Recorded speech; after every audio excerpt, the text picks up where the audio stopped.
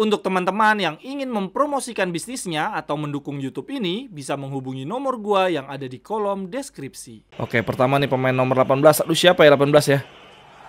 Gol, tendangannya ke sisi kanan, ke sisi kiri terus set, gol lagi Marcelo. Ini Gareth Bale. Set. Cerewetan ceking kita, nyerewetin apa aja. Halo teman-teman semua, hari Kamis 21 Maret 2024. Ini konten terbaru gue ya. Gue udah punya dua konten baru sebetulnya di 2024. Tapi yang ini khusus gue buat karena gue lagi bingung nih mau ngomong apa ya. Aduh, ini Inter soalnya lagi jelek banget, performanya lagi turun teman-teman. Yang pertama kita kalah dari Atletico, gugur dari Liga Champion. Lalu kemudian yang kedua kita ditahan seri Napoli. Udah golnya juga di menit-menit terakhir. Ya udah, itu udah bikin gue jadi lemes banget, males baca berita, males bikin konten tentang Inter sejujurnya ya, karena bikin gue jadi teringat-ingat kegagalan kita di Liga Champion. Ya udah deh. Terus tambah lagi jeda internasional teman-teman. Aduh, itu bikin makin deh. Aduh, nih gue mau bikin konten apa ya. Akhirnya gue coba-coba berpikir, yaudah deh gue bikin konten baru nih seperti yang teman-teman lihat pada layar. Namanya Cerewetan Reaction. Jadi gue pengen punya konten khusus untuk ngomentarin, nyerewetin video-video lucu lah, video-video menarik dari tentu saja dari dunia sepak bola, tidak terfokus untuk Inter ya. Dan mungkin dari olahraga populer lainnya juga bisa gue komentarin di Cerewetan Reaction ini. Nanti teman-teman tolong kasih gue feedback ya, kasih gue tanggapan. Kira-kira konten kayak gini menarik gak sih untuk dilihat? Karena ini beda banget lah sama konten daily ya, Cerewetan Inter, konten harian yang biasa gue buat dengan nada menggebu-gebu, dengan singkat 7 menit. Kalau yang ini gue coba pingin bikin yang kayak ala-ala radio lah. Oh ya teman-teman, sebetulnya di 2024 ini gue udah punya satu konten nih sebelumnya, namanya Cerewetan Live. Jadi teman-teman mungkin pernah ini ya, pernah lihat sebelumnya. Setiap Senin, Rabu, Jumat jam 7 pagi waktu Indonesia bagian Barat itu gue punya konten live loh teman-teman. Konten live ya, kurang lebih 30 menit gue memberitakan, gue update skor, kabar-kabar terkini dari liga besar Eropa, dari Serie A, La Liga, Premier League, Liga Prancis, Bundesliga juga. Selain itu gue juga pasti update skor dari kompetisi Eropa dan banyak deh berita-berita unik, berita-berita menarik dari liga besar Eropa, termasuk dari olahraga populer lainnya juga gue beritain di Cerewetan hari ini. Senin, Rabu, Jumat live jam 7 pagi waktu Indonesia bagian Barat. Akan tetapi di bulan Ramadan ini gue ubah jamnya, karena kantor gue juga kebetulan jamnya jadi lebih pagi. Gue gak bisa tuh Cerewetan live. Akhirnya selama bulan Ramadan ini gue ubah tuh jadi ngabuburit jam 5 sore waktu Indonesia bagian Barat. Tapi yang nonton dikit banget anjir. Mungkin teman-teman lagi pada pulang kerja kali ya. Senin, Rabu, Jumat jam 5 sore itu gue live teman-teman. Nah, ini adalah konten terbaru gue di 2024 ya. Gue punya konten live nyerewetin kabar-kabar terkini dari liga besar Eropa, bukan cuma tentang Inter. Tetapi yang hari ini teman-teman sedang lihat adalah konten terbaru yang kedua nih di 2024 ya. Gue punya konten namanya Cerewetan Reaction. Gue mau nyerewetin, ngomentarin video-video lucu. Oke deh, kita mulai aja langsung ya dari video yang pertama. Maaf tadi gue batuk. Wois, ini teman-teman. Ya karena konten gue berangkat dari Inter dan gue seorang Interista, ya tentu saja nggak bisa jauh-jauh dari video-video Inter yang gue lihat sehari-hari. Tetapi gue lagi suka banget nih sama Giovanni Fabian di Giornata terakhir. Dia mencetak winning goal teman-teman, mencetak gol kemenangan semata wayang untuk Bolonya di partai melawan Empoli. Ini kita lihat golnya ya. Oh ya teman-teman, sebetulnya kalau gue nonton video gini gue tampilin di YouTube tuh kena ban gak sih? Kena copyright gak sih? Gue soalnya pernah, jujur aja YouTube gue kena ban 3 bulan gak bisa dapat AdSense. Kalau teman-teman teman-teman menyadari di bulan Oktober, November, Desember 2023 yang lalu, teman-teman nonton gue tuh konten gue nggak ada iklan sama sekali. Itu lagi di ban soalnya. Nah sekarang kan udah mulai ada iklan. Ini jangan sampai nih gara-gara konten satu ini gue jadinya di ban lagi. Oke, kita coba lihat ya gol Giovanni Fabian. Gimana nih? Bisa diklik nggak? Wih, cakep, gokil. Ini berawal tadinya Empoli mau serangan balik ya, akhirnya ditahan sama pemain Empoli. Ini Calafiori nih. Ini Calafiori atau Calafiori nyebut ya. Calafiori ini tadinya center back kiri. Full back kiri, cuma diubah oleh Thiago Motta jadi center back tengah, tapi punya visi menyerang yang bagus, persis kayak Bastoni.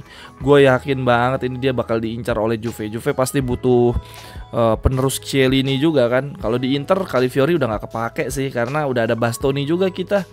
Kecuali Calafiori mau jadi cadangannya Bastoni, kan kayaknya nggak mungkin.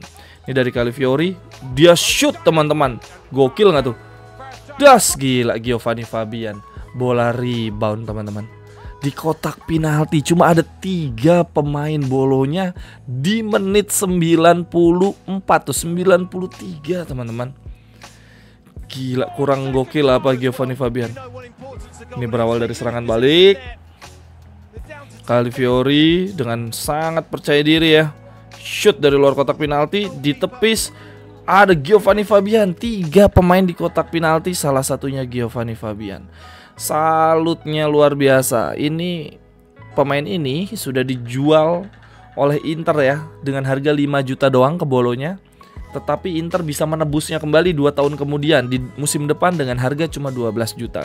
Gua harap sih musim depan Giovanni Fabian dipinjemin lagi aja di bolonya, nggak apa-apa deh, biar dia semakin berkembang. Nah, gol sematawayang Giovanni Fabian ini bukan untuk pertama kalinya ya. Dia bukan gol sematawayang, gol di menit-menit akhir ini bukan untuk pertama kalinya dari Giovanni Fabian. Sebelumnya dia juga pernah nih di bolonya, gol di menit 89 nih, dari TikTok gua ambil. Gimana cara ngeklik ya? Oke, ini dia.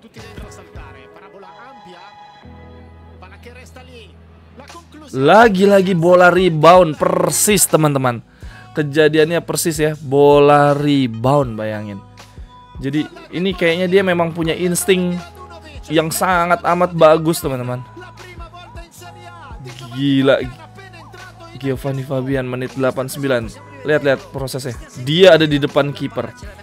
Ini gelandang yang kita butuhin. Ini mirip Fratesi kalau gue lihat cara mainnya. Tetapi dia lebih box to box lah, lebih punya defensive action yang mirip Barella lah. Ini kombinasi Barella Fratesi kalau menurut gue. Tetapi emang dari sisi teknik gue belum banget ngelihat Giovanni Fabian di setiap pertandingan ya. Nah ini sebelah kanan ya, kalau teman-teman lihat nih, gue tulis nih statistik Giovanni Fabian. Dia memang tipikal gelandang yang sangat amat subur. Waktu di Inter Primavera dia cetak 8 gol 4 assist. Musim lalu dia adalah gelandang paling subur di Serie B teman-teman. 36 kali main, 8 gol 1 assist. Nah di musim ini, di musim perdananya bersama Bolonya ya, di musim perdananya di Serie A, dia sudah bermain 19 kali, cetak 5 gol 2 assist.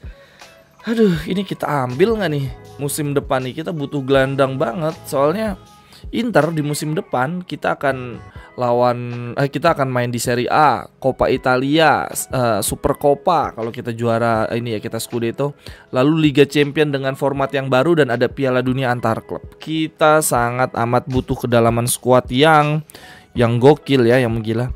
Ngomong-ngomong di dekat rumah gue lagi ada es krim Walls lewat, kedengeran nggak suaranya? Bocor nggak sih teman-teman? Kalau bocor ya udahlah ya. Nah ini teman-teman, Giovanni Fabian, gila statistiknya keren banget. Oke, kita lanjut ke video berikutnya ya. Ini gue ingin mengorek luka hati teman-teman semua. Ini adalah adu penalti antara Real Madrid dan Atletico Madrid teman-teman. Ini ya, kita coba lihat. Apa sih yang membedakan antara tendangan penaltinya Inter dengan tendangan penaltinya Real Madrid? Oke, pertama nih pemain nomor 18. Aduh, siapa ya 18 ya? Gol, tendangannya ke sisi kanan, sisi kiri tuh. Set, gol lagi Marcelo. Ini Gareth Bale. Set. Jadi seperti yang ada di judul ya, all Madrid players went to the same side yet Oblak couldn't save any. Jadi pemain Real Madrid semua nge-shootnya ke sisi yang sama nih, sisi kanan tembakan ya, atau sisi kiri dari si Oblak. Semuanya ke sisi yang sama. Ini sekarang Sergio Ramos, coba lihat, sisi yang sama lagi. Kemudian terakhir Cristiano Ronaldo, sisi yang sama lagi. Coba teman-teman, 5 penendang semuanya nge-shoot ke arah yang sama nih. Kita mulai nih, 18 jujur gue nggak tahu siapa nih. Set, sisi yang sama, Oblak diem. Lalu Marcelo, set, Oblak udah nebak tapi nggak terjangkau. Lalu kemudian Gareth Bale, sisi yang sama lagi, Oblak diem aja. Lalu kemudian Sergio Ramos, Oblak salah nebak. Dan terakhir Cristiano Ronaldo, paling bagus penaltinya. Teman-teman, 5 penendang penalti semua ke arah yang sama dan dia nggak gol. Ya itu artinya detail yang harus mulai diperhatikan Inzaghi di Liga Champions musim depan ya, bahwa mempersiapkan penalti itu penting. Kita 2 penendang gagal, 3 penendang gagal. Klaassen, Alexis Sanchez dan Lautaro Martinez. Aduh, andai saja kemarin nonton video ini ya, kita akan shoot ke arah yang sama. Karena si Klaassen maupun Alexis Sanchez kan ditepis Oblak ya, di arah yang sama semua kan, di sisi kiri tendangan kan, sisi kanannya si Oblak. Itu membuktikan Inzaghi tidak mempersiapkan adu penalti. Ini teman-teman, kalau gue pengen mengajak teman-teman melihat persentase penyelamatan penalti Oblak ya. Dia ternyata penyelamatan penaltinya cuma mencapai 23% aja teman-teman. Dia menepis 15 kali tendangan dari total 64 penalti. Nah ini nih, gua taruh nih 15 penalti yang dia tahan. Dia pernah nahan Joselu, lalu ada siapa lagi nih? Pemain Atletico apa namanya? Bukan pemain Atletico Madrid, ini ada Jonathan Vera. Lalu Lionel Messi pernah dia tahan. Ya tapi cuma 15 doang dari total 64 penalti. Jadi sebetulnya Oblak nih penalti juga nggak bagus-bagus banget, cuma 23%. Masalahnya kiper kita sebetulnya teman-teman, Yann Sommer, pas gue cek di situs Transfer Market, persentase menepis penaltinya juga cuma 16% teman-teman. 16 dari 95 shoot, dia cuma nepis 16 dari 95 shoot. Ini kalau dibuat persentase cuma 16%. Nah, kiper kita sebelumnya lagi sebetulnya sangat amat bagus dalam menahan tendangan penalti, yaitu Handanovic nih, 27% teman-teman. 31 tendangan dia tepis, dia halau ya dari 113 penalti. Onana paling parah, cuman ada 13%, dan Buffon pun ternyata tidak sebagus Handanovic ya, cuma 25% teman-teman. Jadi ternyata untuk kemarin kegagalan kita lawan Atletico, selain karena kita tidak membaca kelemahan Oblak, pemain-pemain yang kita miliki dari sisi persentase tendangannya kayak Lautaro, Alexis Sanchez, Klaassen itu kan juga jelek-jelek. Lalu dari sisi kiper Yann Sommer, ternyata Yann Sommer juga bukan tipikal kiper penalti nih, walaupun di timnas dia juga beberapa kali nahan penalti, tapi sebetulnya cuma 16% lah keberhasilan Yann Sommer nahan penalti sepanjang karirnya. Teman-teman yang ingin membeli jersey Inter, jersey home, away, jersey ketiga, atau bahkan jersey Transformer dengan harga terjangkau dan sekaligus turut membantu mengembangkan, mendukung YouTube Cerewetin Inter, silakan membeli di akun Tokopedia dan Shopee gue ya. Jersey-nya bisa custom nama dan juga nomor punggung, atau kalau teman-teman mencari jersey Inter di tahun-tahun lawas dan juga jersey klub-klub lainnya, bisa juga. Silakan langsung aja ya, cek kolom deskripsi, di situ ada link untuk pembelian jersey dan juga kontak gue. Terima kasih. Oke, yang berikutnya gue ingin mengajak teman-teman melihat kegagalan penalti dari Lionel Messi. Kenapa sih sampai harus ngeliat Messi ya? Buat hiburan aja, biar kita nggak terlalu mencerca Lautaro Martinez. Karena jujur gue kasihan juga anjir sama Lautaro. Banyak banget yang ngejek-ngejek Lautaro. Ya emang pikir tentang penalti gampang ya, walaupun harusnya ya nggak seburuk itu sih. Tapi ya udah nih teman-teman, kita lihat aja kegagalan penalti dari Lionel Messi. Waduh, kenceng banget suaranya. Ini dari Copa America ya, penalti yang sangat menentukan. Lihat ke atas teman-teman, Lionel Messi sampai nangis teman-teman. karena kegagalan penalti ini ya, penalti ini, kegagalan di pertandingan ini, akhirnya Lionel Messi sempat patah arang, sempat memutuskan pensiun teman-teman. Walaupun akhirnya dirayu salah satunya oleh Enzo Fernandez, dia akhirnya comeback ke tim nasional Argentina dan menjadi juara dunia. Jadi gua harap mentalitas dari Lionel Messi menular ke dalam diri Lautaro ya. Jangan patah arang gara-gara Liga Champion. Usia lo masih muda anjir Lautaro. Ini Lionel Messi waktu itu udah di usia sangat tua, makanya dia sampai akhirnya patah arang banget, nggak mau main lagi untuk tim nasional karena Copa America aja dia nggak dapat. Nah saat itu yang bikin Messi tambah stres lagi adalah karena Cristiano Ronaldo udah dapetin Euro ya. Jadi dia ngerasa, waduh gue sebagai goat kalah nih sama goat yang satu. Yang satu udah dapat gelar sama tim nasional, gelar internasional, sedangkan gue belum gitu. Nah setelah kegagalan itu dia comeback, mentalitasnya bagus, akhirnya dia juara Copa America dan juga juara dunia. Semoga ini yang bisa didapatkan juga oleh Lautaro Martinez. Nah ini kegagalan penalti yang kedua. Messi ini bukan sekali dua kali gagal penalti. Ini di Piala Dunia ketika dia juara ya, dia nggak bisa ngebobol gawangnya Chesney teman-teman. Kita lihat. Tuh, kan ketepis teman-teman.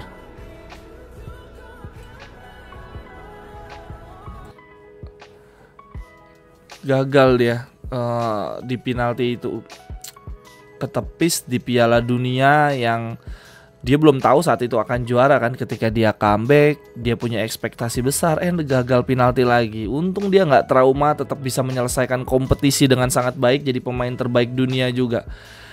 Nah gue harap Lautaro Martinez juga gini nih, setelah gagal kemarin ya besok-besok pasti akan ada kegagalan lagi. Tapi semoga Messi bisa menularkan mentalitasnya ya.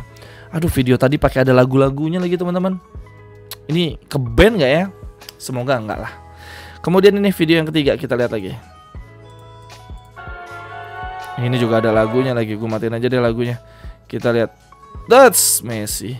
Penaltinya digagalkan oleh Courtois dengan baju Paris Saint-Germain teman-teman.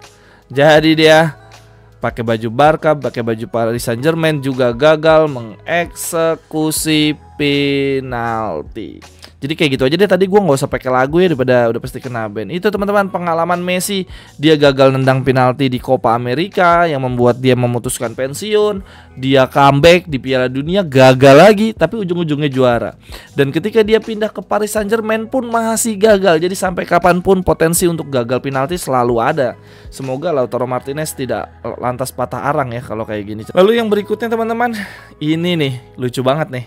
Ini gue gara-gara lagi nyari video Messi penalti gagal, gue nemuin video ini nih. Ini lucu banget. Ini judulnya adalah Bro didn't come to play football, he came to spend 90 minutes with Messi. Jadi pemain ini bertanding lawan Messi bukan main di lapangan, bukan untuk main bola, tapi untuk menghabiskan waktu 90 menit sama Messi. Nih kita lihat ya. Nih ya, dia nempel Messi. Aduh mau pakai lagu tapi kayaknya nggak mungkin ya. Pakai lagu tuh. Nah nih Messi gerak, diikutin lagi.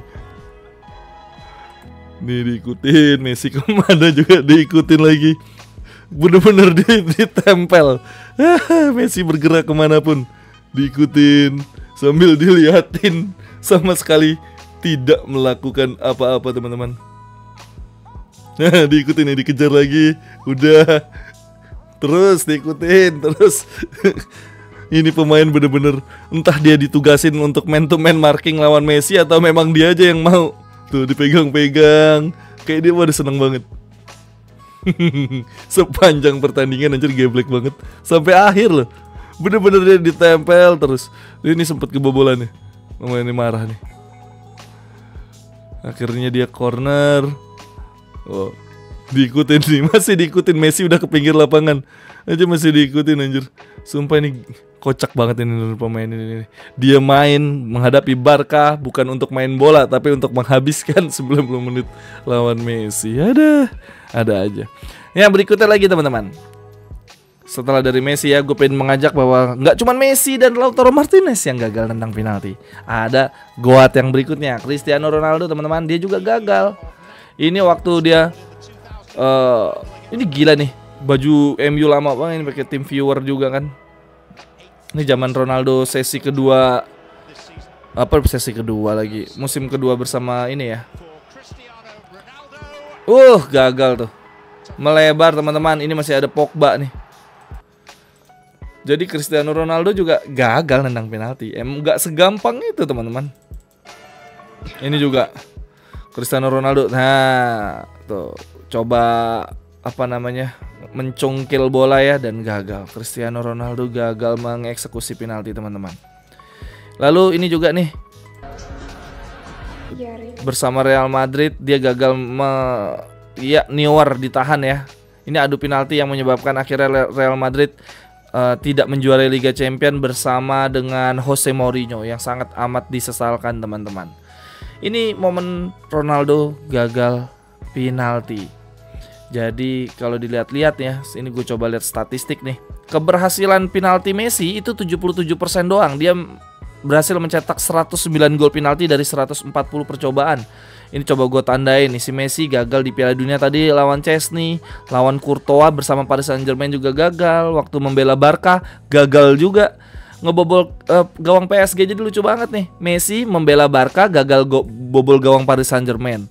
Saat itu yang jaga gawangnya Paris Saint-Germain adalah Keylor Navas, gagal penalti. Ketika Messi pindah ke PSG, dia gagal membobol gawang Madrid si Courtois. Ya sudah nih, Messi juga sempat gagal bobol gawangnya Jan Oblak teman-teman di musim 2014-2015. Messi segini banyak gagal nendang penalti tapi nggak down.